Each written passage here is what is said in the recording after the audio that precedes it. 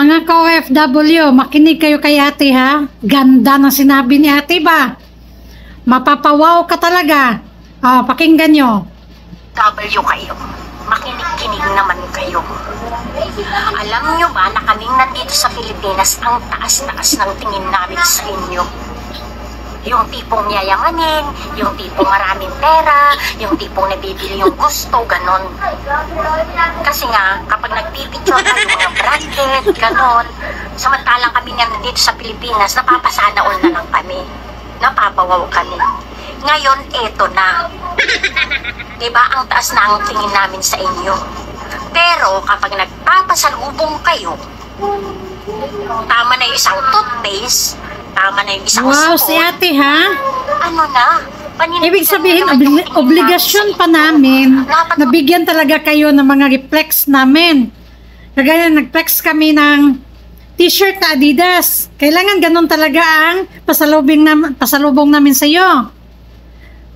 Wow, buti na lang binigyan ka ng toothpaste. Buti nga binigyan ka pa ng toothbrush. Hindi namin obligasyon na bigyan kayo ng pasalubong. Dapat pasalamat na lang at may party kayo. Alam niyo kung bakit bumibili kami ng mga pasalubong? Para sa pamilya namin yan. Swerte na lang bigyan natin o mamahagi tayo sa mga iba pa. Pero yung sabihin nga, flex, para sa inyo ba yun? Hindi naman siguro nag-flex kami para din naman sa sarili namin. Deserve din namin bumili ng para sa sarili namin ng mga branded na yan. Dahil pinaghirapan din namin dito sa ibang bansa yan.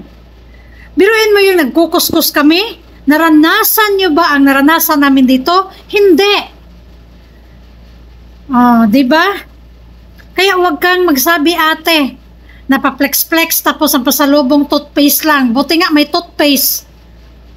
Buti nga may sabon. Buti nga may toothbrush. No? Buti nga binigyan ka pa ng chocolate. Kasi kung tutusin, nung umalis kami, kahit piso, walang nagbigay sa amin na sino mang mga tao dyan. Oo. Totoo yan.